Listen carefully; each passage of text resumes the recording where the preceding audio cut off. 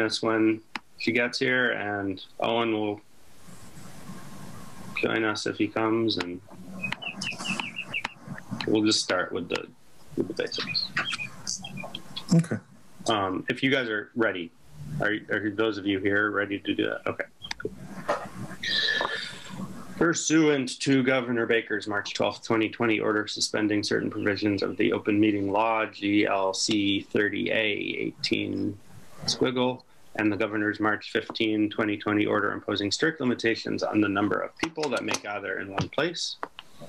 This meeting of the Easthampton Ranked Choice Voting Ad Hoc Committee is being conducted via remote participation. No in-person attendance of members of the public will be permitted, but every effort will be made to ensure that the public can adequately access the proceedings as provided for in the order. A reminder that persons who would like to view this meeting while in progress may do so by connecting via Zoom, as described on the meeting agenda.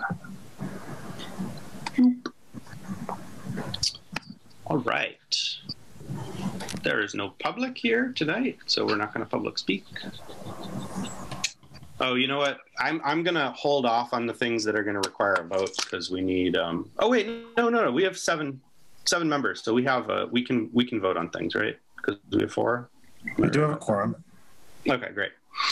So let's see. We have 2 new minutes to talk about. We have, or to vote on. We have the minutes, which are pretty brief, from the January 21st meeting.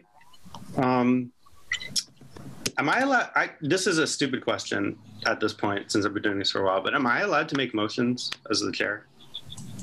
Sure. Did you say sure? Sure. Okay. Yeah, you can make. I mean, usually usually the chair doesn't, but Usually the chair doesn't. Okay. Well, in that case, So do we moved. have a motion to accept the minutes from January 21st? So moved. second. Okay. All in favor? Aye. That's unanimous. Approved. And then we have the meetings from our last, the minutes from our last meeting. Hi, Owen, by the way. Hello. From our last meeting, which was January, February, March, April. And do we have a motion to accept those minutes? So moved. Second. All in favor? Aye. Aye. Abstain. Abstain. Okay, so 4 in favor, 1 abstain. Passes. Secretary, who wants to or is planning to do minutes for this meeting? Do we know? The last ones were done by Barbara. It's been a while since I've done it. I can pick this one up. Okay, cool. They're going to be easy, I promise, because we're not doing a whole lot except for one thing, and you're not going to really have to do minutes for most of that because it's going to be editing. So I think it won't be terribly difficult. Great, thank you, Tom. Tom will be doing minutes. Cool. Okay. Before we jump into this document, I'll just take a moment. I feel like we should catch up or give the opportunity to catch up. Is there any? Does anyone here on the committee have any questions about where we're at, what we're doing, what's happened? Does anyone have anything to report back in terms of anything that may have happened since the last meeting?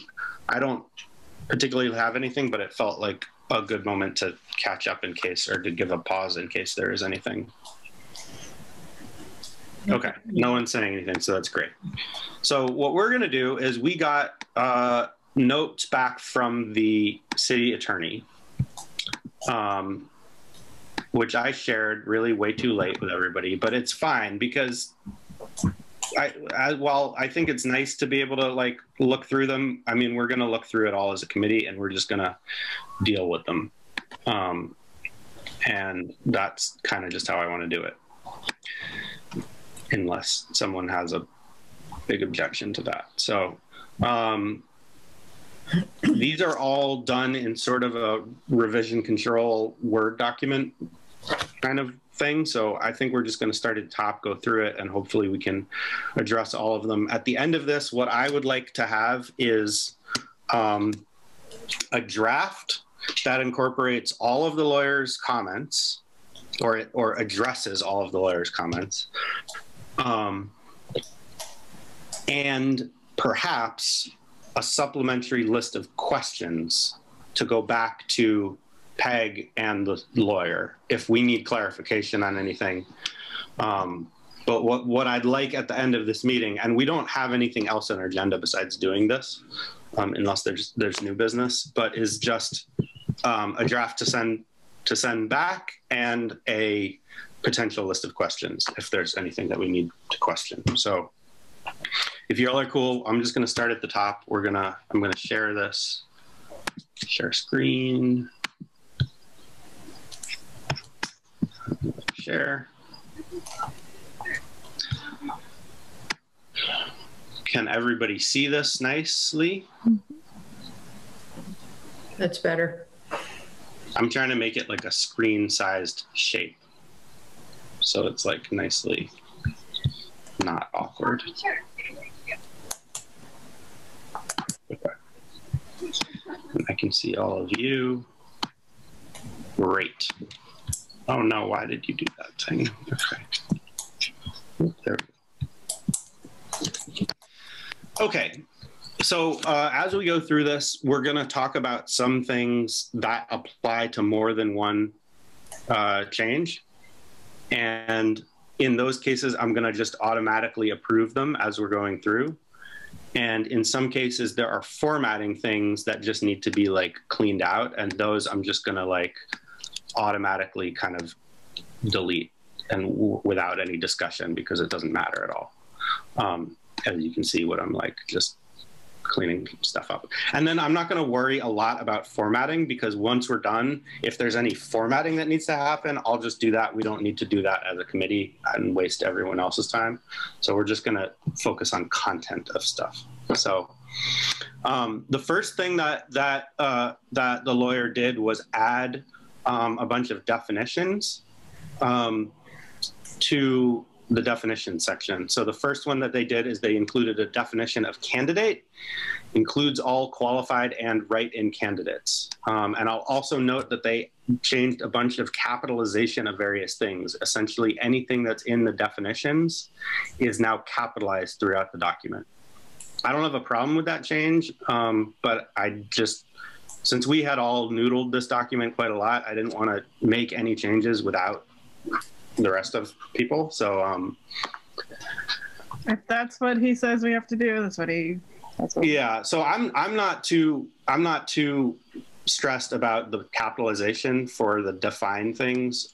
Does anyone have a problem with those or an issue? Do we need to discuss that or are we just? I mean, I have a problem with it, but it's more of a philosophical one. Okay. That's the exact answer I thought you'd give. I am not going to be able to address that at all. Yeah, it's okay. It's okay. Yeah. I mean, I'll just... Because I agree with you, but, you know. Yeah. I'll just feel uncomfortable the whole time we're reading it, but, you know, otherwise cool. Fine. So let's see. So they added this definition of candidate, includes all qualified and write-in candidates. And the reason for that is because they added a definition for a qualified candidate, which they wrote as candidate, comma, qualified, I think to keep it right underneath candidate in order because they're in alphabetical order, which is kind of weird because then later we have continuing candidate and it's not candidate, comma, continuing. But again, maybe lawyers are paying attention to very different things than I am when making a consistent document. So before we talk about that one, candidate, comma, qualified means a candidate satisfying the criteria of Article 7, Section 7.2 of the Easthampton Home Rule Charter. I don't have any problem with this. The lawyer added it to... It's fine. They added it, so it's fine with me. In general, if I don't, basically, I'm gonna say, I think what might work, and we'll revise this if it doesn't, is just like speak up if there's an issue or you have a problem or a comment or question about anything. I'm gonna just kind of like keep this moving through and like, please raise your hand or make a sound or a car or something if you have an issue. But basically, I'm willing to accept this as a as an addition from the lawyer. I don't really. Yeah, that's fine. That's fine. And I'm going to trust that the lawyer, got the right article and section numbers and everything. Okay. So a question I have, well, one, just like something deep inside me rebels at the idea of having the word candidate in a definition for candidate, though. And also, should that candidates be capitalized just for the sake of consistency? Maybe it should be. Maybe it means a registered voter satisfying the criteria. Yeah, I mean, and unless it's defined somewhere else, it just, like I said. Anyway. I think that from a technical perspective, what he's making clear is that when we're talking about candidates, okay, yeah, that's fair. We are also talking about write-in candidates. Okay. Yep. Okay. We could theoretically simplify this so that I see what he's doing, because we have continuing candidate and qualified candidate. Okay. Yeah. And I don't think we have other candidates. He's saying this applies to both of them. It's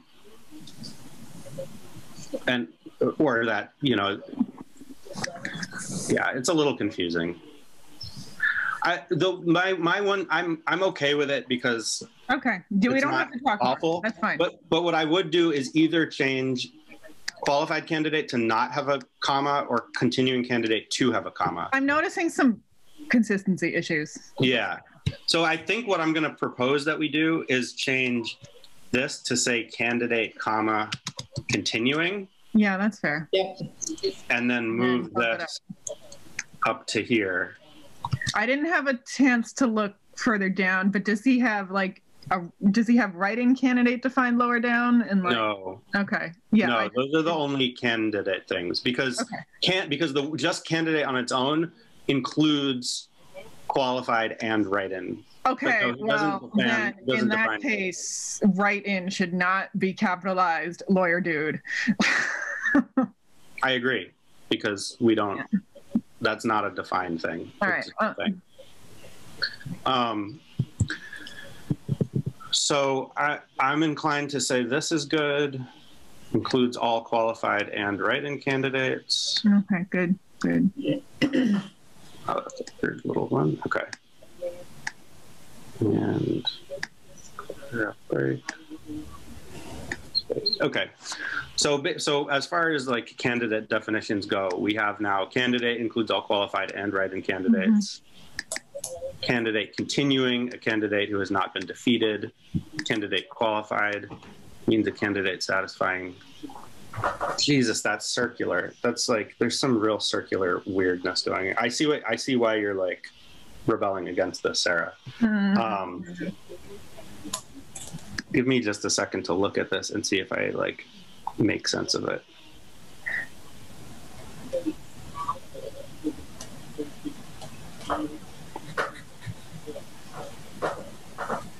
So 7.2 is the section that describes what you have to do to be right. No, it's just this is not good, because right now candidate includes qualified and qualified candidate includes candidate, which is just not okay with me. So I think Barb is probably on the right track with just going to the charter and figuring out what it says about qualified candidates. I know I'm actually content with just saying satisfying the criteria of this section. Okay. I think we can just say, yeah, you know what? We can get rid of qualified entirely and just say that a candidate includes. You know what? Don't all.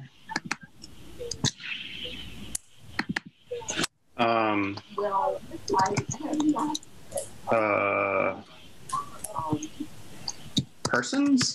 Any registered voter, any. Persons, I think is fine, because then Barb 7.2 is going to say. Registered voters. Yeah. Includes all persons satisfying the criteria of Article 7, Section 9 of the Easthampton Rule, and or actually this is singular, so candidate includes any, yeah, this is just any. Yeah. Any person satisfying or yep. Or a write-in or a write.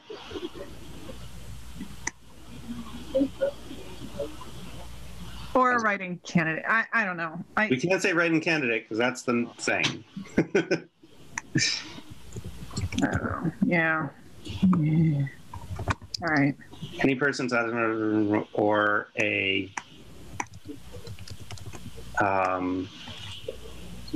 valid write-in or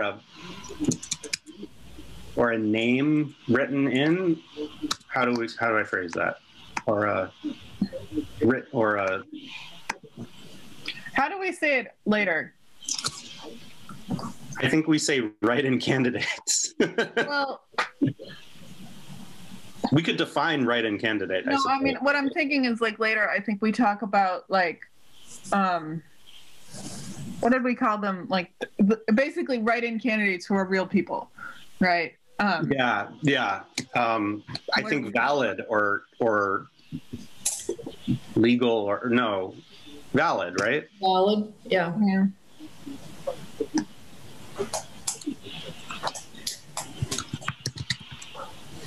Or a valid write-in name. That's good. And then we can just have this be continuing candidate. Okay. Is a candidate who has not been defeated. And then actually this would technically go before it, but then we don't have to deal with commas. Yeah, okay.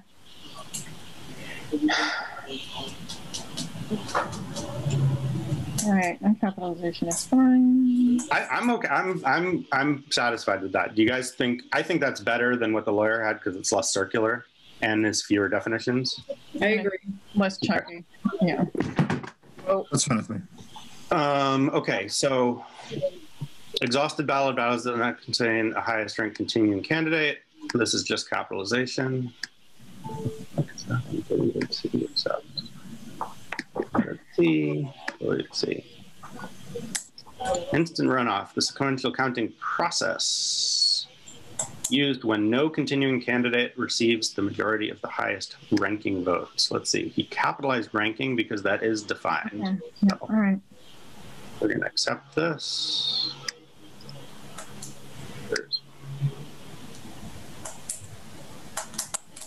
Oops, sorry. Deleted that is. There's some interesting just language changes. Like he changed the sequential counting process that is used when to just the sequential counting process used when, which I guess it doesn't bother me, but I didn't really expect him to get that deep in grammar, but he did. And capitalized candidate and capitalized ranking. Overvote occurs when a voter has marked more than one continuing candidate for the same ranking. Let's see, occurs when. Yeah, so he added this occurs when, and I don't really have a problem with that, so. And capitalized continuing candidate for the same ranking, capitalized ranking. Great. So he added a definition, brand new one for panel. And what he wrote here is a group of 3 election judges designated by the city clerk in writing at least X time prior to the election, none of whom, let's definitely need the comma, none of whom shall be an elected official or a candidate for elected office to the city. Definitely wants to capitalize candidate because that's a thing we're doing. He capitalized city, which is something we've talked Correct. about, but that's cool. Because it refers to Easthampton. To the city, right? Yeah. So I'm fine with this, to be honest. We do have to figure out the prior time thing. It was clearly that to me, that's the lawyer saying, this is up to you to decide. Yeah. So Maybe a week. Week. Yeah. So what do you guys think in terms of time? I would say a week. Yeah, I think a week. That's.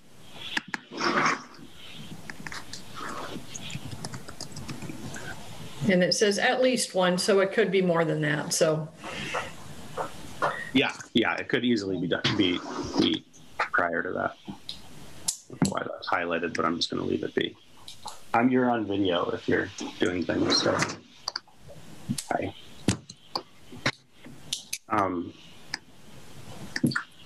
Yeah, please close it. Hearing you downstairs. Okay.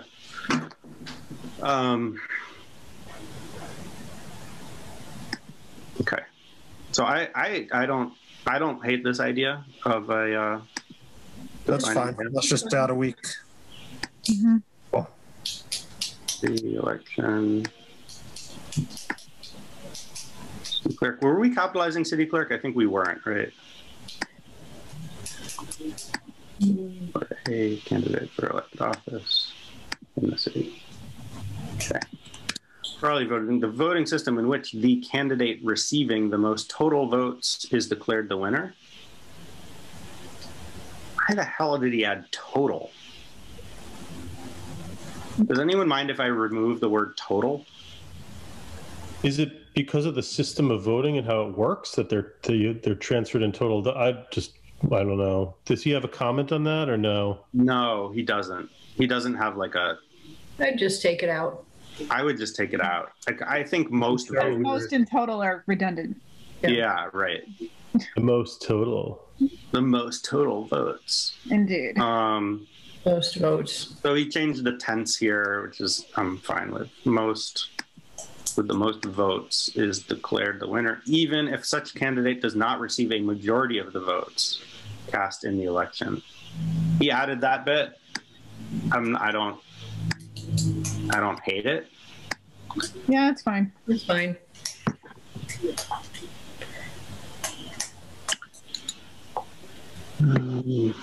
And he added this definition of ranked choice voting, which says, shall have the meaning provided for in Section 1 or Article 1, Section 1(7) of the Easthampton Home Rule Charter. Fine. Fair enough. Totally fine with me. Paragraph break.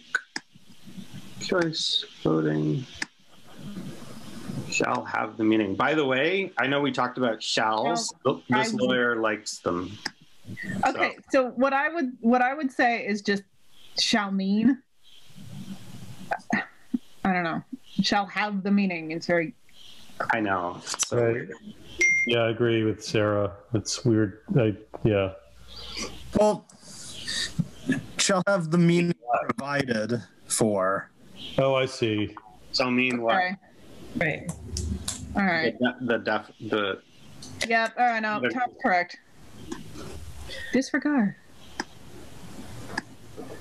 ranking, he left exactly the same, except he capitalized things. So nice.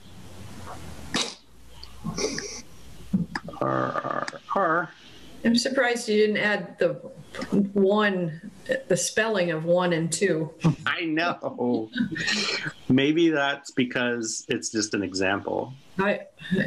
Yeah. I wonder if, because presumably the ballot will have a number on it and not the word 1. I don't know. Maybe. It's pointless. Never mind.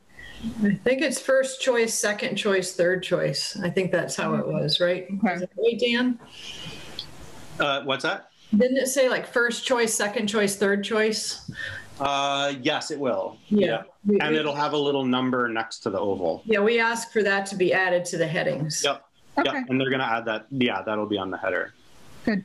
So he added occurs when to here, skipped ranking, occurs when the voter left one or more rankings blank, but then ranked a candidate. So just capitalization and occurs when. Ranking CC calculation capitalized candidate. I guess lawyers really like capital letters. All right. So instead of just saying as per the charter, he is being specific as per Article 7, Sections 7.1.1, 7.1.2 of the Easthampton Home Rule Charter. I'm fine with this.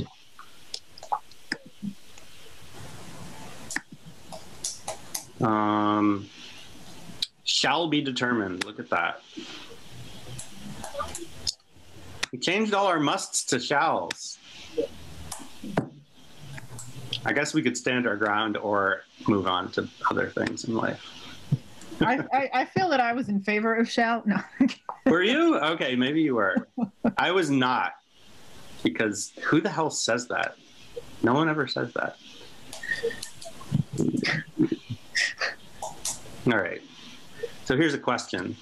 Should this be 3 or more because if there are only 2, then plurality voting would apply? Or are you thinking about write-in candidates and using 2, in which case it would be fine? If it is in fact 2, then B needs to be amended as well. I think this is a mistake because we are thinking, like the answer to his question is yes. We are thinking about when a write-in candidate, so it's fine. But then B says plurality voting shall be used when fewer than 2. It doesn't say 2 or fewer, it says fewer than 2. Yeah. Yeah. No, Should I think we're correct. I think he's just misunderstanding what we're trying to say. Right? Yeah, because it's 2 or more plus any write-ins, which would potentially be 3, right? Yeah.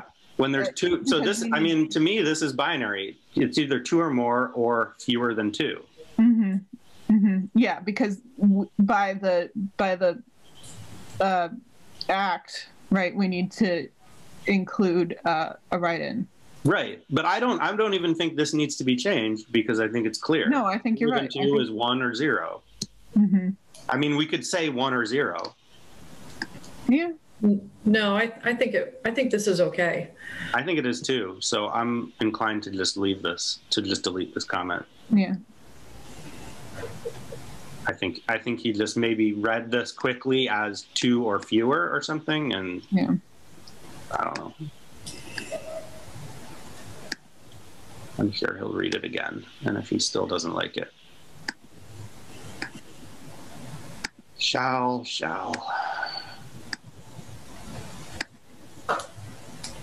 have, okay. This, the city clerk shall have the sole authority to determine or approve the design of ballots containing any ranked choice voting contests. All right. Well, Sarah, if you're feeling good, then you probably were in favor of the shalls, in which case I'm glad for you. I could give you my grammar nerd reasoning for why I think shall has a different meaning than will. However, yeah. I'm also perfectly happy to spare you all. But there's must. I like must, but okay. Specific voting instructions describing the ranked choice voting process. I guess that's fine. He added describing the ranked choice voting process. That's fine. I don't mind that. Yep. Okay. Shall appear. He said he changed be presented to appear. I'm happy with that. It's fine.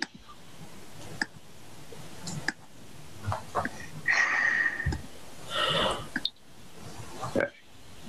The ballot shall be designed in a manner that allows each voter, instead of voters, each voter to rank all qualified candidates and at least one write-in candidate. Now he capitalized write-in here, but again, we don't define write-in candidate. So I would make it small. I'm gonna make it small and I'm gonna make candidate big. That's all right, lawyer. We're gonna lawyer the lawyer. I don't mean to like throw him under the bus. He did a great job, like no. reviewing all this and even in detail. So the ballot shall Non-limited each voter. That's fine. I'm fine with each voter to rank all. As many candidates as they wish, up to and including. So he removed this. All qualified candidates and at least one write-in candidate. I guess he felt like maybe this was unnecessary in this part because I think it's clear. Yeah, I think it's fine.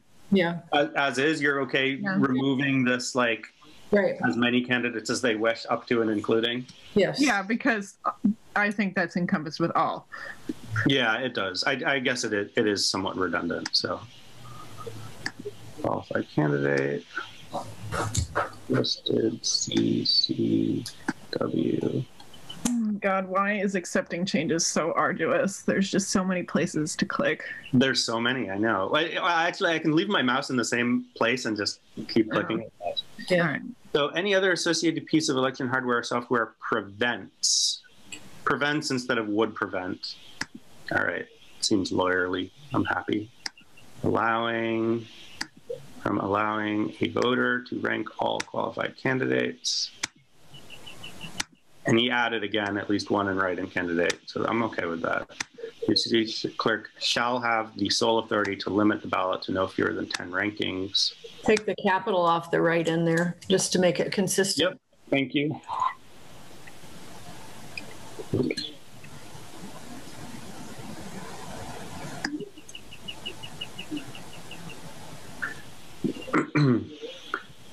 So here's a question. This seems problematic. This would preclude writing in candidates and does not cover a situation where there are more than 10 candidates. I feel like we... Well, this is the ranking, so. Yeah, I think this might be a slight miscommunication with how ranked choice voting works. Because if there are more than 10 candidates, they're still all listed. There's only 10 rankings. Right. Right. So if you're talking about like Minneapolis, they frequently will have like 30 people running for mayor. Right. Like 6 of those who are serious. And then there's a lot of people who figure out that it's not actually that hard to collect like 1,000 signatures and troll people by like, being a joke candidate. And right. So, like no one actually ranks all 30. People usually rank about 7. Right. No, and we did this because that's what the software, the ballot design and scanning software can do. This doesn't, I'm surprised that he even wrote this comment because literally the next sentence says, limiting the number of rankings shall not exclude any qualified candidate from appearing on the ballot. This seems problematic. This would preclude writing in candidates. I don't know why it would preclude rewriting in a name. There's a space for it. Yeah, why would this? Yeah. It's almost like he's thinking rankings is associated with the number of candidates. Right, which it isn't. So I'm inclined to just delete this comment because I think it. Yep. Well, right, because this is for a technical issue, not like I don't. Yeah, I think this just is to a cover situation where he just needs to. Yeah, I think he's just a little bit wrong about how this works or something. Right, it's not limiting the number of candidates; it's restricting how many rankings. And that's why we added the sentence. Anyway, I think I'm gonna delete this, knowing that I think it's fine. Okay. Even addressing this concern, so I don't think it's actually problematic.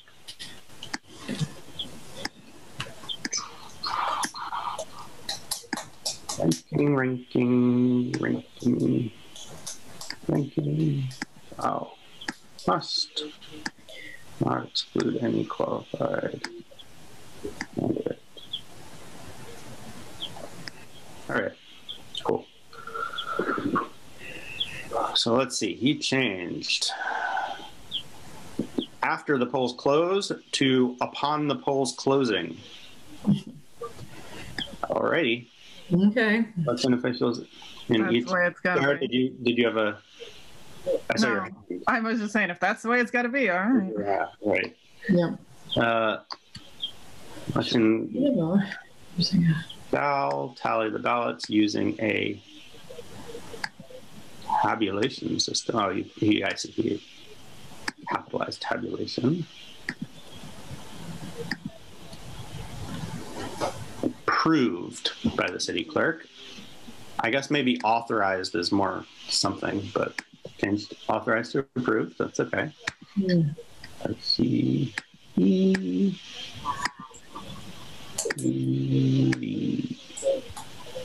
Plurality voting. Yep. That's consistent. Okay. C, if no candidate receives a majority of the first choice votes cast for that ranked choice voting contest. Oh, I like that, actually. I like adding ranked choice voting to that sentence because it makes it specific. An instant runoff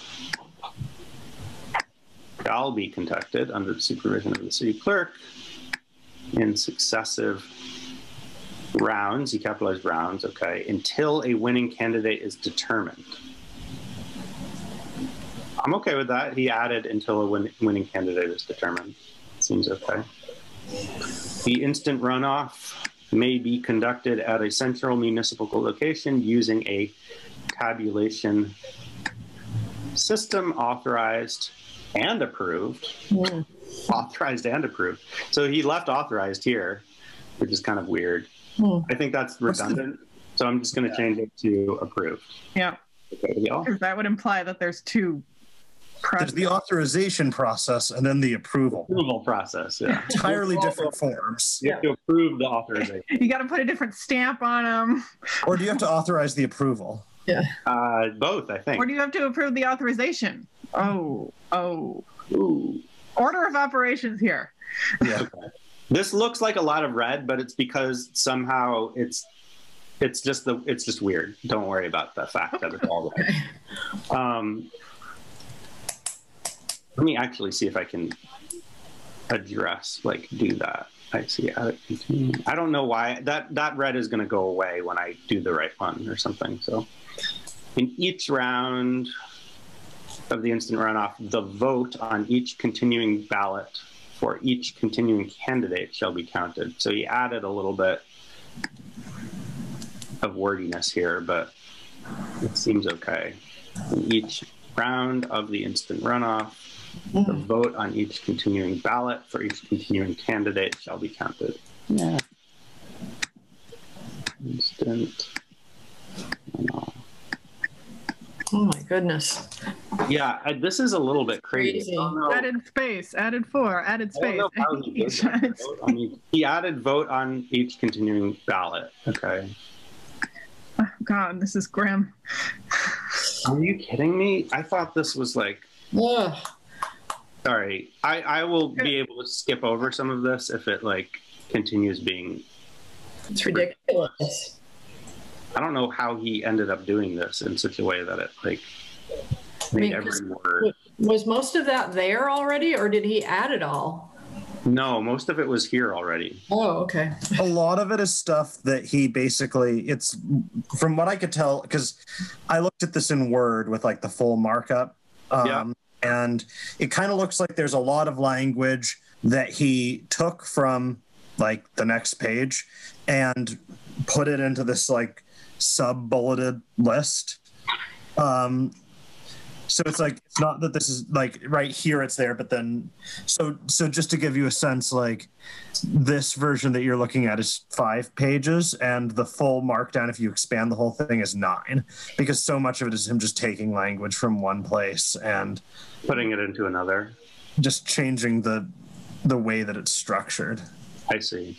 So it's processing it here as a lot of minute rejections. God damn it. Technology is not catching up with how we're operating. Well, let's jump for a second here to his comment, which is, so he has a bunch of comments here about ties, and I am also confused a bit about those comments, because he says, what happens once there are no previous rounds and the candidates remain tied? And it's literally default to the tie-breaking processes in the charter, like we say. It's literally the next paragraph, and he says, are they both eliminated? If so, the next paragraph should be amended to include this. But No, the right next here, paragraph. it says if there is a tie between candidates. I think he may have made this comment before reading paragraph 5. Yeah, and then just didn't. That was the sense I got. Yeah. And just didn't go back, right? Yeah, delete it. Goodbye. Yeah, I'm really like, it just seems okay to me. What does lot mean? So we only used lot because That's what the charter uses the word lot, right? So I think that we may be able to kind of address that by just not using the word lot. If there's a tie between candidates receiving the fewest votes in the first round, and any such candidate has a mathematical possibility of winning the contest, then the tie shall be broken. The tie should be broken according to the tie breaking. According to, I could look up the charter. Yes. Yeah. You Just would like that. the charter section. Exactly. All right, I'm looking. Yeah. According to the. Because like someday we might decide to do it differently. Yeah. True. Yeah. It could be like a contest of strength at some point, and Yeah. that's not deciding it by lot. A duel. Yes. You probably want to put the actual chapter and section in the charter. Yeah. I'm gonna just put a placeholder for that because I'm gonna go back and add it. Yep. Wrestling. That's how we're going to do it. Man, doing this with the screen share for some reason is making my computer like type like 1 character per second. You see this? It's section 7-5, tie votes for candidates. So chapter 7, section 7-5.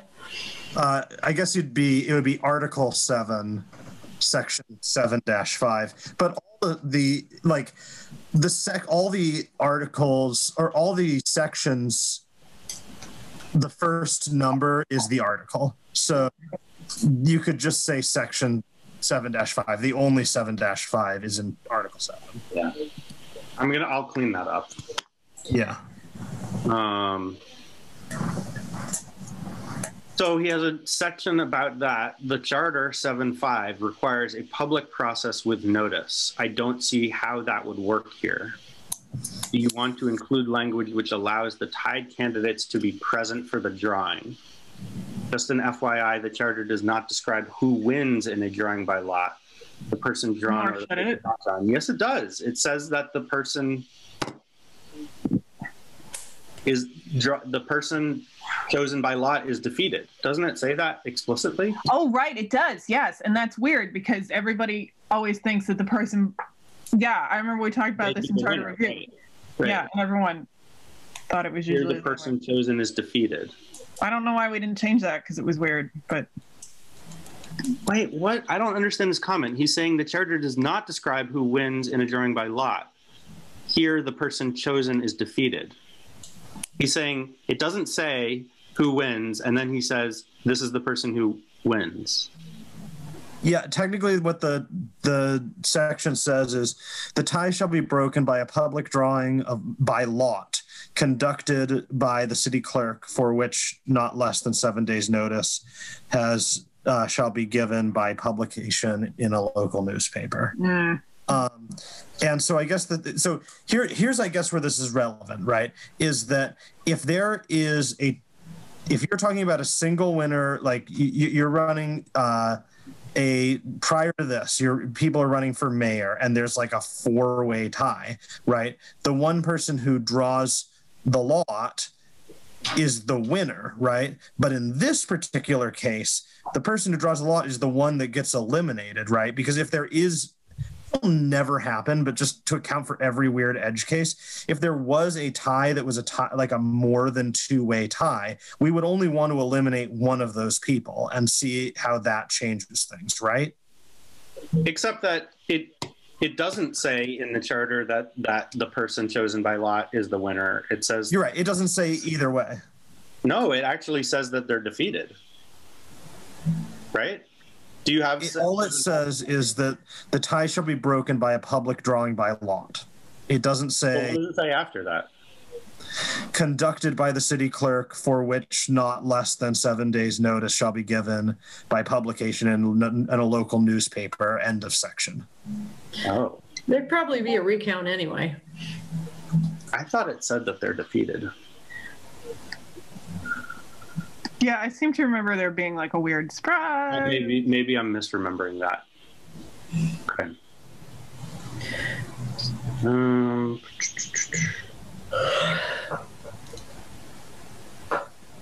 So what do you guys think about this? Because if that requires a 7-day notice, then this could potentially not, this could sort of delay. By a Delay lot. a recount. And they're, Especially if this happens more than once. But it's very unlikely it'll ever happen. yeah, that is in the charter though. So It's in the charter. yeah, we can't be, changing that. I agree.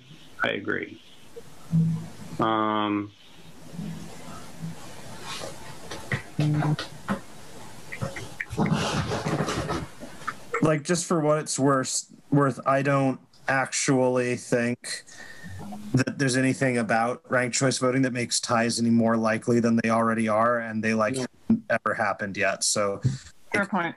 it would delay it by a week, but it would delay it by a week either way. Yeah, that's true. Yeah, and believe it or not, there have been some ties in local elections. Oh no, there totally have been. Yep. Wait, have there been Yep. Easthampton? here in Well, Easthampton? not here, but I've know fellow clerks around the area who've not that long ago. I've heard of a few of them. Yeah. They do Sometimes there's very low, like if no one's on the ballot for a position, like 2 or 3 candidates might get 2 or 3 write-ins each. No, these were regular. I think Wilbraham had one. There's been a few of them. Cool. Luckily, not us. Part of me wants to remove the sentence that I've highlighted here entirely. I know that we did this because of a setting in the software that was like remember tie decisions or something like that. But I feel like in the case of a recount, that is implied. Yeah, it would be weird to like redo all the tie breaks. Yeah. Yeah. I think ending it by according to the process, blah, blah, blah. That's what I like, is I like just doing this and saying, in the case of a tie that needs to go, we follow the charter. And the software, it's pretty, I think it's pretty 100% implied that any tiebreaker decisions would be used in a recount. It's just, Did we there's a put in public there? record of them, there's a public meeting, it's all there. And What about that sentence he added? And any such candidate has a mathematical possibility of winning. No. We had that. You had that? That was ours. I don't know why it's all red, but we had that because we decided here.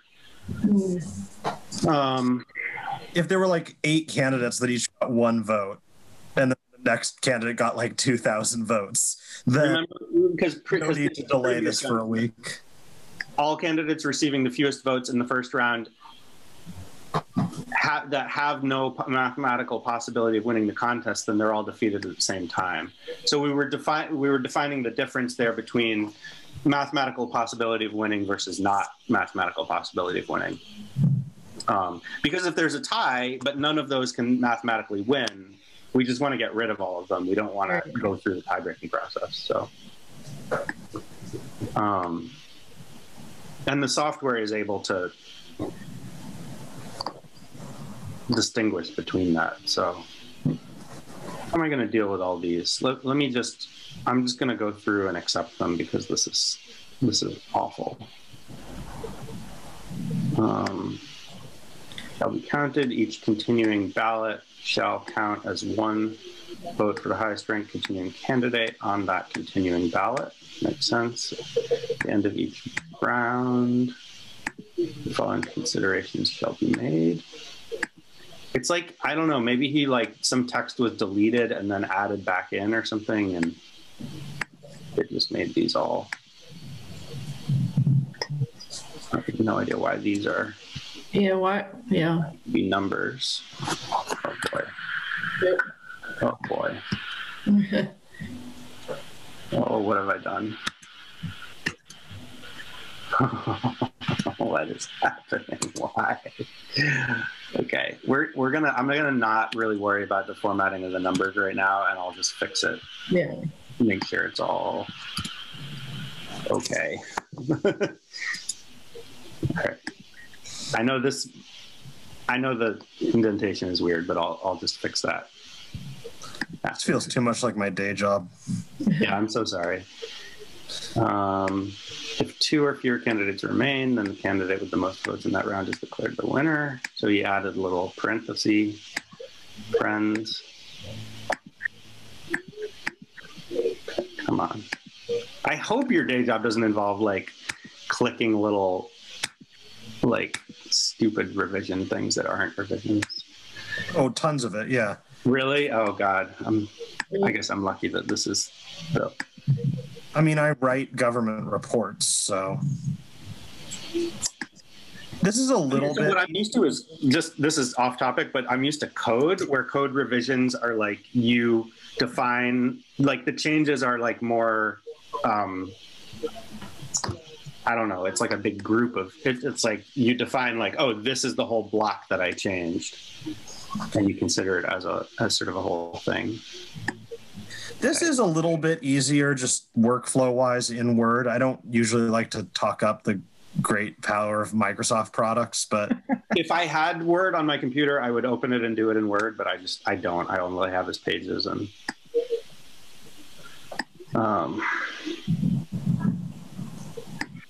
more than 2 candidates remain, then the continuing candidate receiving the fewest votes is defeated, and a new background begins. That's fine. So I'm not sure. Was anything deleted here, or is this really just capitalization stuff that for some reason got all? If there is a tie between the continuing candidates receiving the fewest votes in any round other than the first round, then the vote totals from the previous round for the tied continuing candidates shall be compared. The tied continuing candidate receiving the fewest votes in the previous rounds is defeated. When candidates remain tied, this process shall be repeated until the votes from the next closest previous round, until either one continuing candidate has fewer votes or there are no more previous rounds to examine. So his concern here was like, what do you do then? But it's like, that's what the next paragraph is for. So is there a way, I wonder if I can just select this and do accept everything in that? Oh. Hey, look at that. We're cooking now.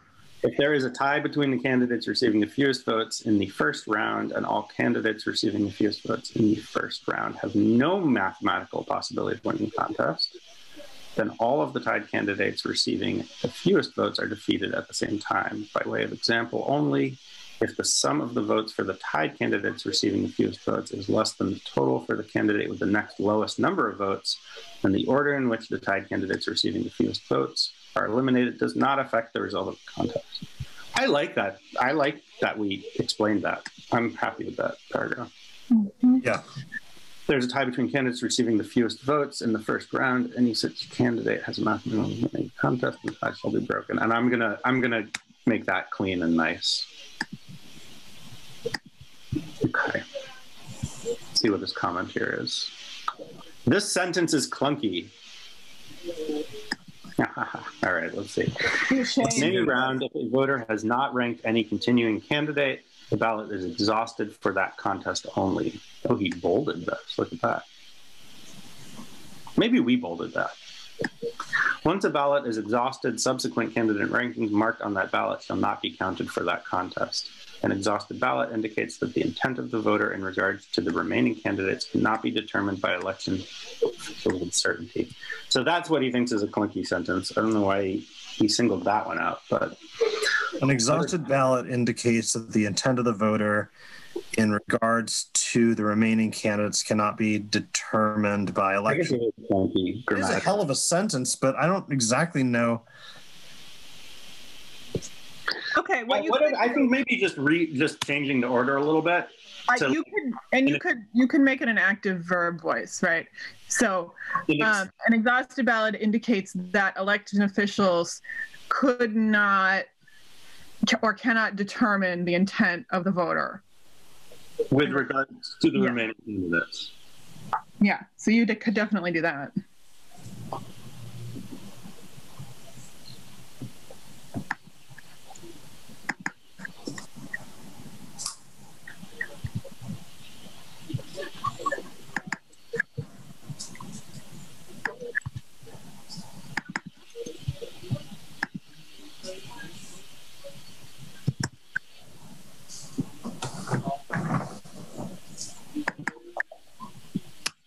And you might even just say regarding the remaining candidates.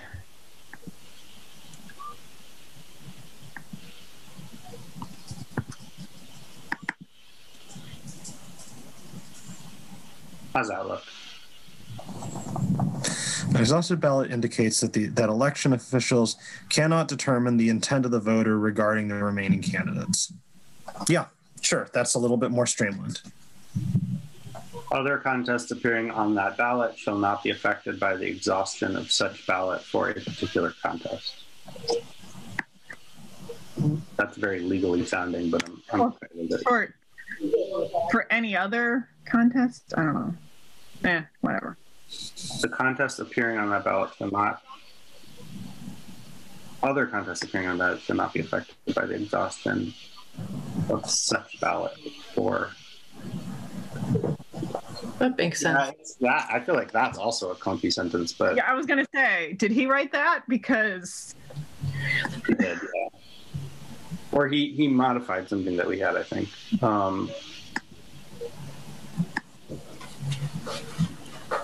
we could say something like, if what do we call it? If a ballot is exhausted for a particular contest, that shall not affect any other contest on that ballot. Can you just, other contests shall not be affected by the exhaustion of a particular contest? It just makes me think the ballot is so tired. The exhaustion of the ballot. It needs a little fainting couch. I have ballot exhaustion. Yeah, exhaustion just seems like such a thing that you talk about humans. You could take out appearing On that ballot, yeah. on that ballot.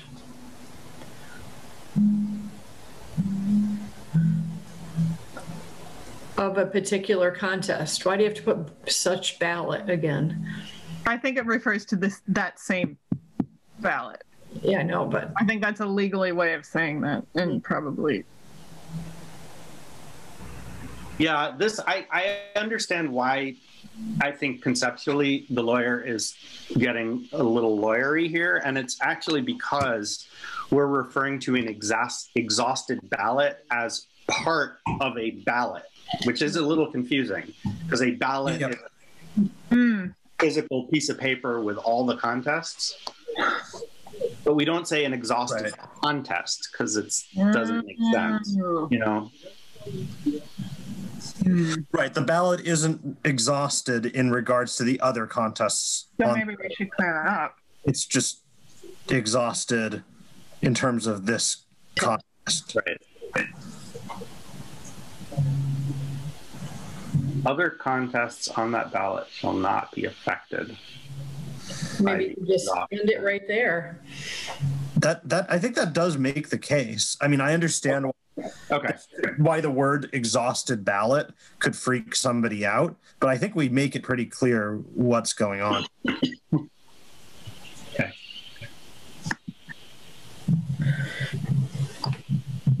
I think this is all good. I like inhaled a bug or something. How did that happen? Well, that's the worst. Following special ballot situations shall be resolved as follows. What did he change here? Anything? Overvotes. When a voter marks more than one candidate for the same ranking, then those rankings shall be ignored and the ballot shall be exhausted for that contest. I think this is essentially what we had. He added shall be. Yeah, he changed and some capitalizations. Yes. It's just not seeing them granularly for some reason. Skipped rankings. When a voter does not mark, skips or leaves blank, one or more consecutive rankings, then subsequent lower rankings are ignored and the ballot is exhausted for that contest. Yeah. Duplicate rankings for the same candidate. If a voter marks more than one ranking for the same candidate, the ballot shall be counted for the highest ranking of that candidate. If a candidate with a duplicate ranking is defeated, then the vote for the next continuing candidate ranked by that voter is counted in the next round. That's more or less the same as what we had. He added computer before software. If I As opposed to what? software is utilized. I don't know. Software can run on just about anything. If computer software Or is something that utilized- runs software computer, Dan. So he changed is used to is utilized, but didn't leave the two. I think he meant is utilized to perform the instant runoff tabulation. The software configuration settings shall comply with each requirement of this ordinance. Fine with me.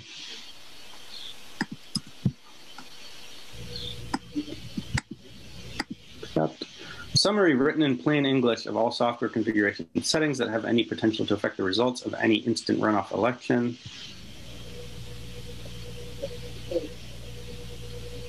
I don't want this to say instant runoff. I want this to say ranked choice voting.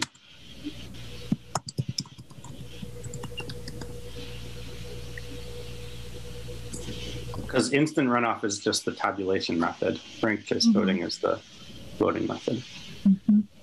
Shall be posted on the city website prior to the filing and shall be posted at each polling location during voting. Nice. We added during voting, which doesn't do any harm. All right, so here we're getting into some meaty comments. Adjudication of ballots not accepted by the voting equipment on election day may take place the day following the election through a process. So he says, where there is a process to be established by the clerk, do we want it to be established in written form before the election? Question mark. And he also added and state and federal law, which is fine with me. The adjudication process shall be open to the public. And he says, what does this mean? Do they just get to watch? Do they get to comment? Do they get to examine the ballots? Needs to be more specific. Going to defer to Barb on this one. That's a meaty question that I like. I like that question because I guess we do want to kind of define. Yeah, I mean, I think that, a lot of the things that, I get from the elections division, they just say it has to be open to the public, like right.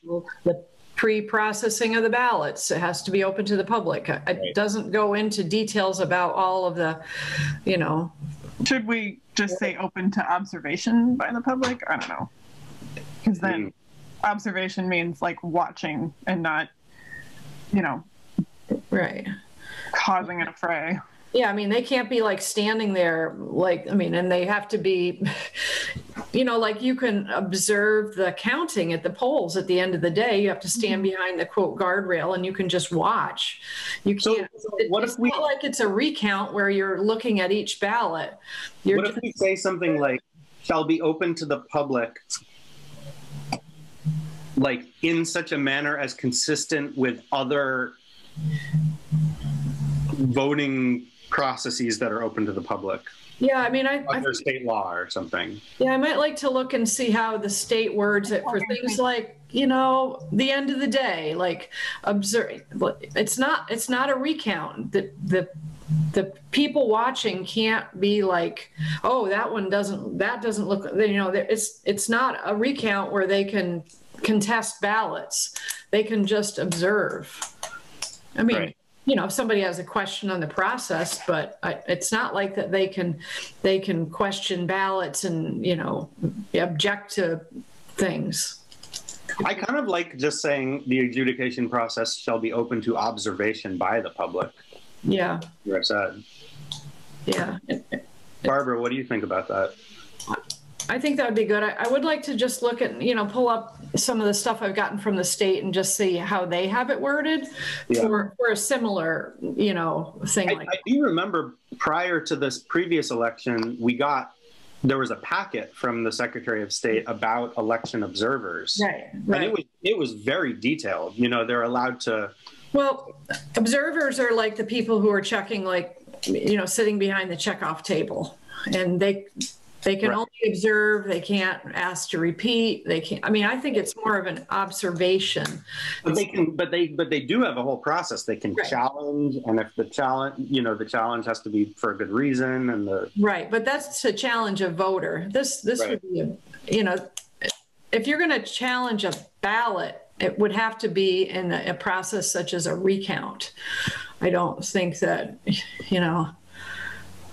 But let me just see if I can pull up some stuff from the state and see if their wording is if they have anything more, how they word a similar situation.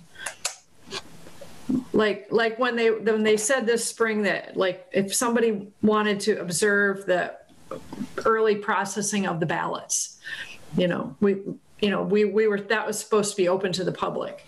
So I just wonder how that was worded, because that could be similar. So do we want to address here where it says, do we want this to be established in writing before the election? Well, don't we already have that kind of down below. Yeah, you're right. I mean, that's what we kind of have down below, though. Yep. So maybe we say through a process described below. I mean,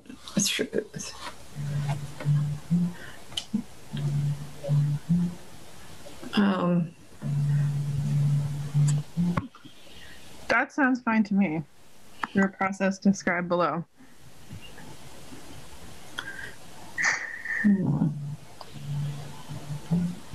Maybe just through a process described in this ordinance and with state and federal law.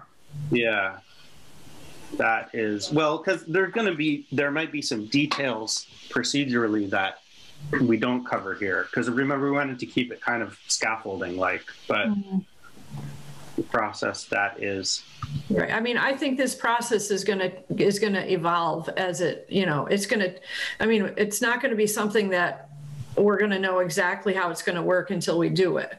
And I don't want to have it be so defined that it can't be, tweaked by, clerks down the road. I think it needs to have some flexibility.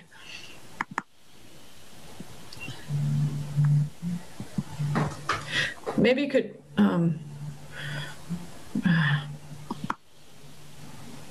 that's why we said in compliance with this ordinance. But I'm happy to say that established by the clerk that is consistent with section X5. Truthfully, there is no state law that really defines this. So, and in federal law, the state doesn't go by federal law. I'm not sure I really like that addition, but I mean, because the state doesn't follow federal, there's no real federal election law. Right. And right now there's no state law for doing something like this. Right.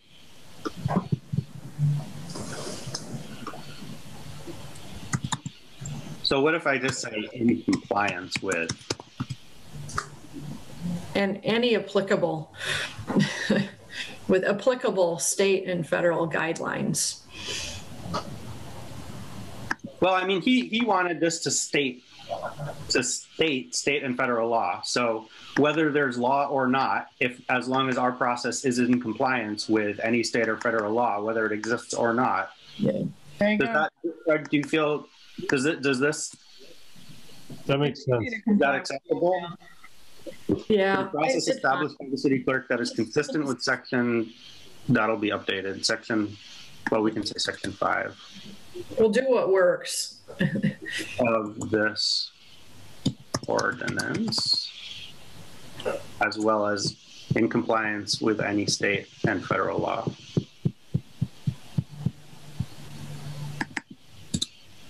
With state and federal law. The adjudication shall be open to observation by the public. Yeah. I like this. Adjudication of ballots not accepted by the voting equipment on election day may take place the day following the election through a process established by the city clerk that is consistent with section 5 of this ordinance, as well as in compliance with state and federal law. That's good. Actually, you know what? This is redundant. That is consistent with section 5 of this ordinance, as well as state and federal law. Because consistent with implied, you know, if it exists, it's consistent with it. Yep. The adjudication process shall be open to observation by the public. Great. All right. I'm good with this. You guys good with this? Yep. Yep.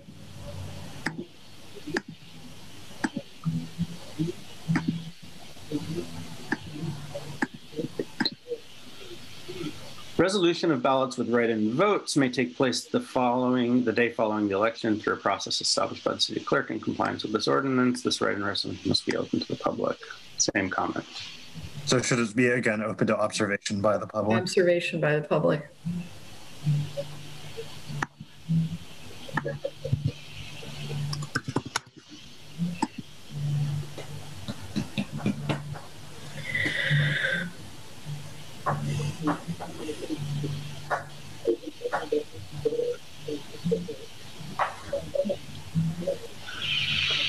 Do we want to say the same thing here?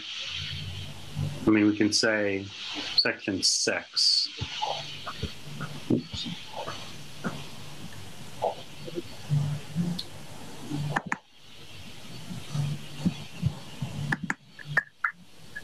Oh, right. Election to process established by the city clerk. That is consistent with section 6 of this ordinance.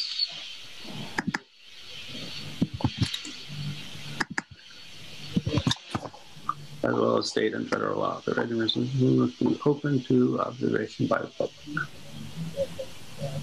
That's basically the same as the previous. What do you guys think of that? It's fine. Yeah? Yep.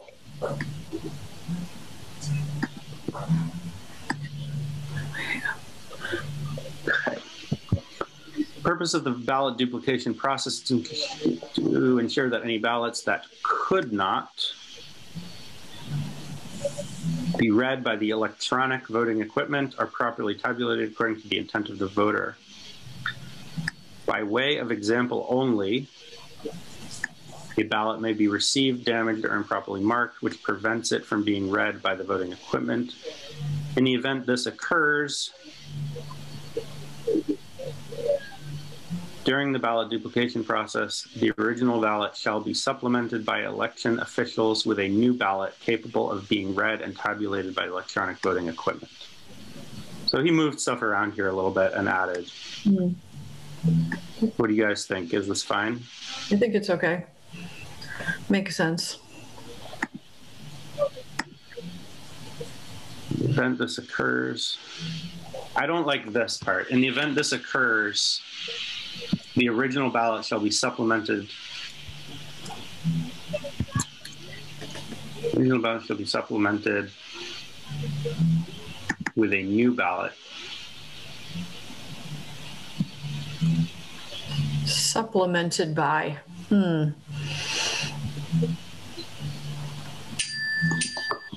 Why did you want to take out election officials? Well, it just got really weirdly worded. In the event this occurs, It almost sounds like it's happening during the ballot duplication. right? Well, yeah, this little comma right there is doing a lot of work in the sentence, and I don't like that. Yeah. Yeah, I think you can definitely take that right out. Well, how about this? We'll make this. We'll make this. In the event this occurs, election officials shall supplement the original ballot with a new ballot. Should you say the panel? Oh, maybe. Well, is the panel official? I don't know. Unless maybe the election officials supply the ballot and the panel does the process. I see. No, because this is saying who's doing the process. Right. This is more descriptive, you know, by way of example only. In the event this occurs, I think that's why I got rid of election officials, but maybe it's good. Election officials shall supplement the original ballot with a new ballot capable of being read. How about this?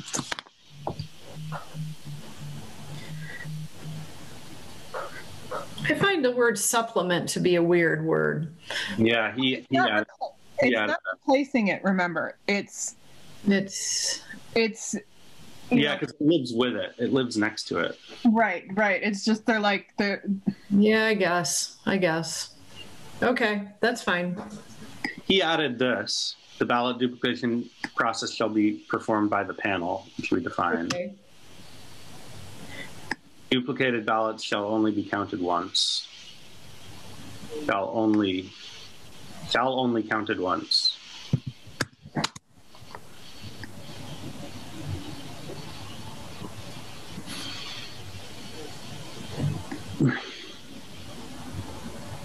This paragraph, I think he just changed a lot. Upon determining that a ballot may not be read by the electronic voting equipment, the panel shall create a duplicate ballot. In doing so, votes, including votes for write-in candidates, Yep.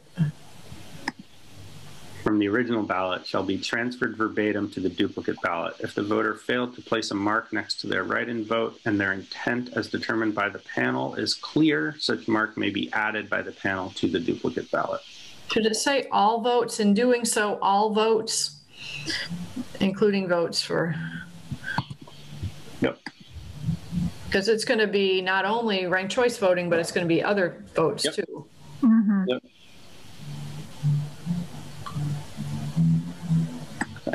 Okay. Yep. During the duplication process, any ballot issues or discrepancies other than those which prevent the ballot from being read by the electronic voting equipment, overvotes, skipped rankings, etc., shall not be changed by the panel. The sole purpose of the ballot duplication process is to replicate the original ballot to allow it to be read by the electronic voting equipment. Okay. I'm all right with that.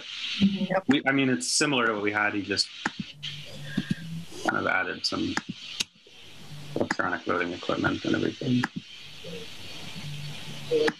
Ballot duplication, as described herein, may be performed by handwriting, printing, stamping, stickers, or any combination of these methods. The ballot duplication process must involve the following steps.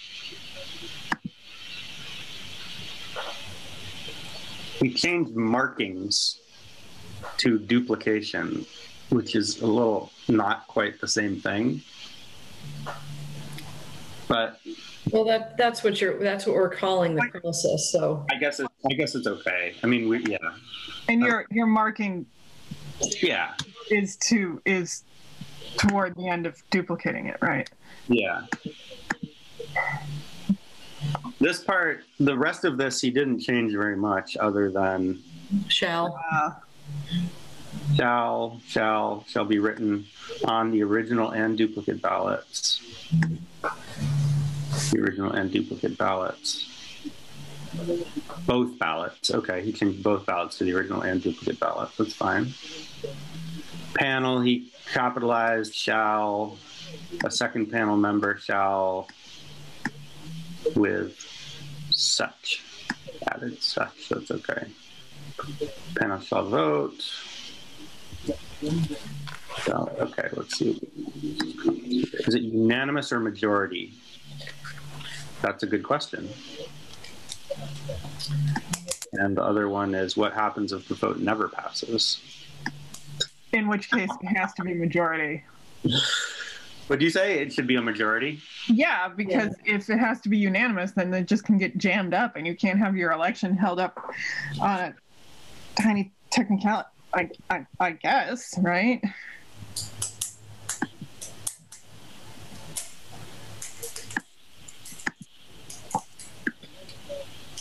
I mean, I kind of like this happening until it passes because you have to satisfy all committee members. But I guess, I don't know. Yeah, you don't necessarily want a case where a majority of panel members, which is 3 people, so 2 people on the panel, basically block the election forever. But the clerk would never pick those people. Yeah. But unless you have a clerk who doesn't. A rogue clerk, I don't know. I mean, all you're doing is just copying the ballot. I don't really know how. I know. I think the lawyer is sort of just like this. This could, like, a hostile actor here could indefinitely prolong this process.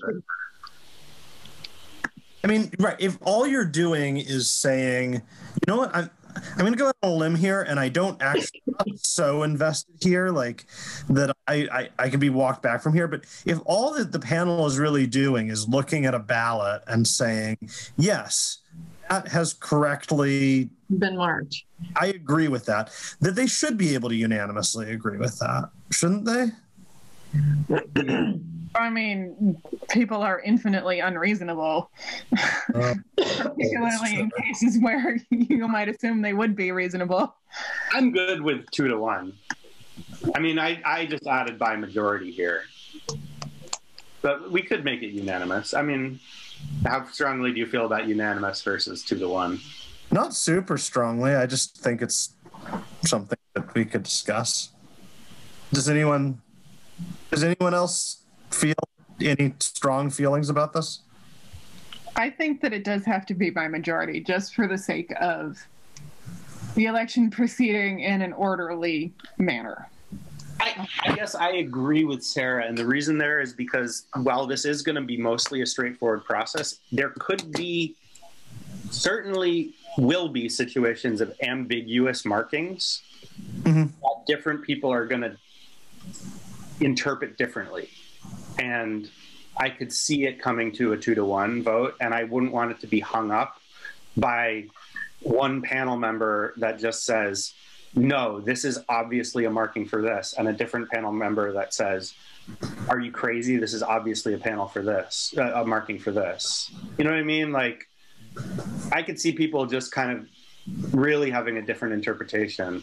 I like the idea of them needing to hash it out, but to get to unanimousness there, it seems like, that's why you have 3. Just to take the theme of all elections, right? We don't vote until something is unanimous. We vote until there's a majority, because people will disagree. So, I mean, since we're voting about voting, maybe we should. I think the majority. I think that is better. I'm still not sure if we need to address this comment or not. The what happens if the vote never passes? Well, it has to pass. I mean, just keep mark. Yeah. Yeah. Well, that's only the case if you require a unanimous vote, right? Right. It's either going to be. No, it could just keep failing. It could be 2 to 1. I don't like this, but I'm not particularly concerned about that. Well, yeah, because that would be the adjudication, right? Like, you're not voting to pass something, you're voting to accept or reject it, right? Like you're not only voting to accept. Yeah. Like, you need to, I mean, right, because I could see somebody saying, no, I don't agree with that interpretation, I think it's this. But then if the person goes and makes a new ballot that's that, then they'll vote yes. Like, exactly. It's like, so again, I think this is only in the context of hostile actors, like hostile adversarial members present for this process that want to delay it. That's the only that's the only tangible thing I can think of here, is that somebody is malicious and wants to freeze things from happening. And so what I'm are you not like envisioning particularly somebody concerned like about. changing their mind on something, like saying, oh, this is candidate A, and then they're like, all right, well, let's fix it for candidate, oh, no, it's B, like, is that what you're envisioning? Or Just someone who's basically like, no, I'm going to vote no on everything to mess with the process. And it would take two of those people. Yeah, so I think that it's... So I'm happy to just get rid of I this. think it's unlikely. Yeah, no, the vote has to keep passing. Or the vote, you're done until the vote passes. Like, you keep going until it passes. After all applicable ballots have been duplicated, any ballots marked original storage shall be placed in the same marked envelope for storage. Any ballots marked approved shall be processed through electronic voting equipment and retained in the same manner as other ballots. Yeah.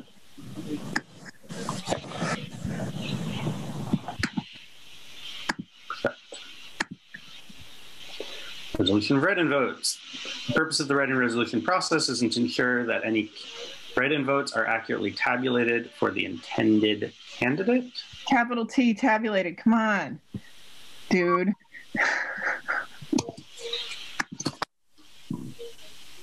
The write-in resolution process shall be completed after the ballot duplication process and after any resulting duplicate ballots have been processed by the electronic voting equipment. We changed processed to read. That's good. Write-in resolution must be performed by the city clerk or their designee. Is there a description of what this is or a process for how this works or what they are doing? I would say according to like state law or something like that, because there is a process for write-ins in the state guidelines. I'm just going to use the same language we used before.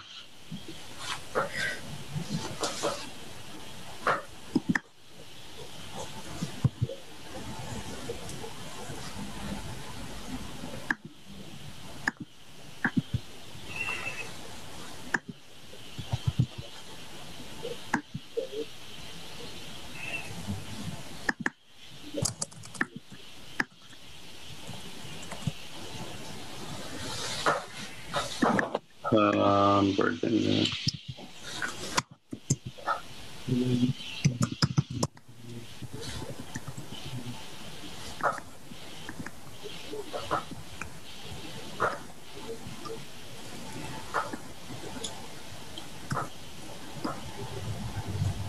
How's that? Yeah, because there is a whole process for dealing with write-ins. Does that, everyone cool with that sentence? Mm-hmm. Recounts margin of victory. For the purposes of recount, the margin of victory. So this is just capitalization, capitalized. Candidate receiving the next lowest, that's fine. Capitalization, this is all just capitalization. Following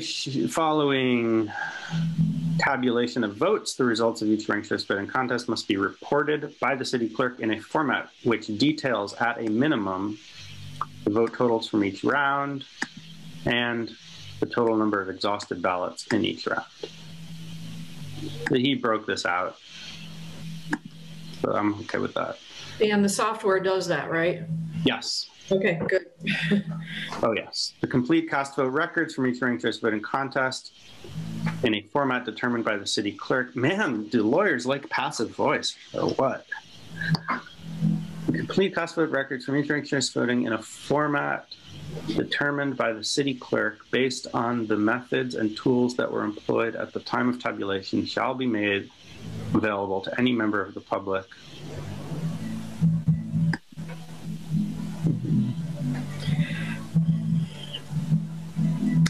I'm going to put a comma here. Shall be made available to any member of the public upon request and shall at a minimum include all rankings as marked on each ballot cast in the ranked choice voting contest. I guess he took out some stuff there. You're giving the clerk discretion in this area. Do you need this provision? So he took out provision C, and provision C was basically like saying, you know, instead of saying each individual, you can like group them. You know, I don't know if we've talked about BLT format where it groups all similar rankings and says, oh, there were 12 of these where they ranked it, you know, XYZ. But he's basically saying we don't really need that because the format is determined by the city clerk. So I'm okay with that. I guess he's just being like, don't be over verbose about it. Are you okay with that? Okay. Hey, we got to the end. Amazing. Amazing. All right. I forgot to process these. Oh. Oh my gosh, I cannot highlight and do this in the right way. So, okay. So what I'm going to do now, next, later tonight, is I am going to go to here and get this formatted correctly. Can I do a highlight somehow? I don't even know how to highlight it. Highlight. Oh, yeah. I'm pointing at my screen like you can see it. It's right above the word draft. Oh, yeah. Highlight. Cool. And was there another spot where we needed? Yeah, one of the little further down someplace. Maybe not. What was it? I don't know if there was another spot. Maybe not. I think that might be it. But I'm gonna go through and I'll just like fix the formatting, make it all pretty and nice, and I'll do a final proofread on it. I don't actually think we have any further questions. I think the lawyer might have some further questions for us based on what we did or didn't address. But we did address them in this meeting, I think. I'm satisfied, so. Oh, Dan, go back to the very, very beginning. There was this was just highlighted because he highlighted it and I didn't unhighlight it, but I don't know if this will let me. No, I just noticed that you've got a bold right after candidate. Yeah. Yeah. I'm gonna okay. Do a reformatting, but I did. Thank you. Okay. We good to be basically done here with this? I have a really stupid question. I'm sorry. Great. When I was taking my minutes, I forgot to note who made and seconded the motions for approval of the last minutes. And if you guys remember who did that, yes, then I can send those tonight. Yep. For the first vote, everyone approved it. Yes, so I mean, who made the motion and who seconded? For the last meeting one, everyone approved it, but Owen abstained. Yeah, because I just wasn't here. Yeah. Okay, I made the first motion and I seconded the second. Oh, not who voted, but who seconded. For the first one, I don't remember. I believe I seconded the first one. Oh, I thought I did. You can just I thought Barb did, and I thought you made the second one. You can just say whoever you want. Nobody will remember. Well, I've got it. Okay, so that's fine. Cool. Otherwise, I just have to go up on YouTube when this comes up. Figured I could save you some time. But I mean, yeah. All right. Yeah, thanks for that. You're welcome. And then... Can I also just say one thing? Absolutely. If we vote, are we going to vote to approve this or we've already voted to approve this? So is the idea that we want to send this to the council now or? No, I want it to go back to the lawyer again. Oh, okay. Peg said that was fine, and I just want it to go through another round of, like, I basically, before it goes to the council, I'd love for the last person to who changed anything to be the lawyer, except for like typos or tiny things. So I'm just going to do another round through Peg and the lawyer, if that's cool with the rest of the committee. So if he comes back quickly with that, I mean, if it's back before next Thursday, we could put it to the council for the June 2nd agenda. Right, because we already voted to approve this, right? So these changes. No, we haven't done a final vote. Okay. All right, then. And then, Yeah, then we'd have to wait for our next meeting to approve this to send it. Okay. The reason I asked. I would prefer to do it that way. Okay. And then it would be potentially in the July city council meeting. Is that? yeah, That's fine. yeah.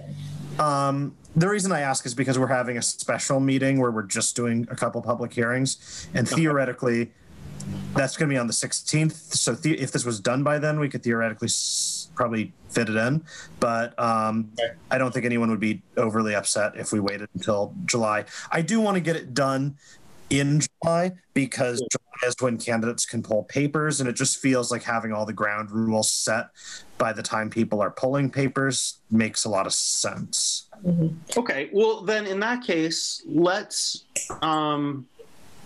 So maybe we should try to meet earlier than usual in June. I was just looking at the calendar. What if we meet June 10th, and then if it's ready, we could have the council look at it on the 16th? Let me just check. I'm not going to be here on the 10th. I have a conference, but that doesn't matter. I'm just saying that, I won't be here. Yep. So, technically the problem would that be that we need to, the deadline is the 10th for the, Well, it's probably going to end up being the 11th because I'll put the agenda together for that meeting when I get back from the conference. okay. So it would have to be before the 11th. Yes. Are you going to be here the 9th? I'm going to be, let's see. I will be here. I'll be here the 8th through the 8th, and I'll be 9th, 10th, 11th. I'll be gone. Are people available on the 8th, on Tuesday? We've got an ordinance meeting. It's tentatively scheduled for the 8th. Whether we'll actually have something to discuss, I don't know. But I mean, the 10th is fine as long. I just was worried about the agenda deadline. If you feel, Barbara, that we'll get it, we can get it. Yeah, I'm not going to. When I get back from the conference, then I'll put together I'll put the agenda together. So Sarah, Tom, and Owen, are you good with the 10th? Yep. I have a thing at 7, but if we're just convening to vote, Should be quick. hey, the solicitor says it's okay, I make a motion, boom, we're out. I'm fine with like that. If it goes till 7, I'll have to jump off. Tom, what time is your ordinance meeting on the 8th? It's at 6. Could we meet it earlier than that to, just so it's done before, just so I could be there for it? Meet at 5? At 5? Yeah, like I said, there's a very good chance that we don't, we have all those ordinance meetings on the calendar, but we don't always have something actually on our agenda. So, I mean, I don't really know what it's going to look like in 3 weeks. Is this ordinance going to go to the ordinance committee? No. Okay. That's what we're here. Who will it go to? I think it'll just get voted Us. by the council. What? Yeah, we're a special committee of the council, so we can just send it to the council. There's no need for any. Okay. And we have to set a public hearing. We will have to set a public hearing. Mm-hmm. So You or the council does? The council will. yeah, so we got to think about that too, Tom. Do you want to do that? We got to think ahead. We could do it on the 2nd. Yeah. Maybe we should. I mean, I hate scheduling too much over email, but one thing that we probably need to think about here, it's not a big deal. I think if we ended up passing it on July 7th, that's fine. I don't really see any need to really go out of our way on that, But we got to set the public hearing. That would be we do have to set the public hearing. That a public hearing could be held was the 7th. And you got to Tom, you got to do that the next meeting because isn't the special meeting just for the public hearing and not committee reports? Correct. I guess theoretically you could still ask for the floor and make a motion, but yeah. Okay, so maybe we should just do that. And that'll, just in case the solicitor takes some time to get back to this or whatever, at the next city council meeting, I'll make a motion to set a public hearing for July 7th. Okay. do we then need to submit this current language for them at least, so they have something? I mean, I think you're going to do it at what meeting, Tom? July 7th. No, I mean, when are you going to? Is that it? We'll have to do it on the 2nd, June 2nd. Okay, so we need something for the agenda. We can't just set it without having something to put on the agenda. Well, let's just give them this, because I really think that anything the solicitor's going to come back with is going to be really minor. I agree. It's just going to be language based. I mean, there's nothing here that's fundamentally changed. I think the spirit of the solicitor's opinion. I mean, if you get it right to, I mean, even if you can send it to Peg like as soon as possible. It'll be tonight. Yeah. I mean, and if it'll be tonight. So it's possible that, we can get. I can say a deadline too. I can say, hey, we need this back by whatever. We could certainly say we really would like to set this public hearing at the June 2nd meeting. So if you could just give a quick look and make sure that it's okay. I mean, I think that's a reasonable request. I think so too. That's 2 weeks. Yeah, 2 weeks to look at something they already looked at. So should we vote tonight to approve it as it is right now, or I mean, we should take a vote on what we have so far, and then. But are we going to have to again? Yeah, but I think I agree with Barbara that at least we're agreeing on the changes we made to send to the solicitor, and we also would potentially make a vote on the final edits. But I think it's just process-wise, it makes sense to me. Okay. Is there a motion for that? So I'd like to make a motion to approve the changes in the current version of the ranked choice voting ordinance. Second. Okay, and I'll just amend that is, just to clarify, I guess, not even amend, that this is for the language we're going to be submitting, the draft language we're going to be submitting to the city council, contingent on the city solicitor's final, look at it again. So basically the committee is saying the ordinance in its current form, we are cool with being an ordinance, but there might be an update depending on the lawyer looking at it again. Yeah, so I guess I would amend that motion to also state and to send the solicitor for further review. Sorry, I missed the last half of that sentence. Can you repeat that? Oh, I was saying that I would also recommend that amending the motion we just made to also include and to send it to the solicitor for further review. Yeah. Okay. I continue. I'll second that again. Thank you. I amend my seconding. I'm just going to go top to bottom on this one because it's a vote for the actual ordinance. So Barbara? Aye. Sarah? Aye. Tom? Aye. Owen? Yes. And I vote aye as well. So that's unanimous. So we're going to send this off and proceed. As far as our next meeting date, is the 17th a good day for folks? Yeah, let's see. June 17th? Yeah. Yes, I can do June 17th. Yep, that's fine. Let me just check. Just pulling up my calendar. It cooperates with me. Sure. Works for me. Great. So then our next meeting will be June 17th at 6 p.m. Depending on the governor and the town, that could be an in-person meeting. Not until July, I don't think. Oh, really? Yeah, and we haven't really gotten any guidance from the mayor as far as when we're going to start real in-person meetings again. Okay. Well, we'll plan on it being a Zoom meeting, but if that changes, we'll all communicate about it. But so I just want to be clear. So for the agenda on June 2nd, the deadline is the 27th, 28th-ish. So I'll need, Dan, if you could, I'd like to have a memo, explaining, if you could just write up something telling our process and our vote and, at whatever we have on May 27th, I'll need it. Okay. I want to have it on the agenda. I'm going to write that up and I'll send it to you and Okay. Tom, is it okay if I send it to you as well since you're Yep. going to be there? I assume you're probably going to be presenting it at the.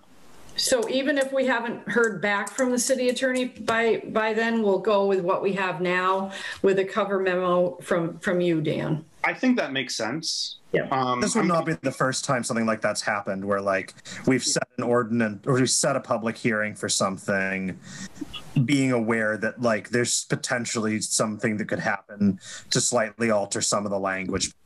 Yeah. I like the idea of getting the ball rolling for a public hearing, so I'm down with that. Any new business or anything else?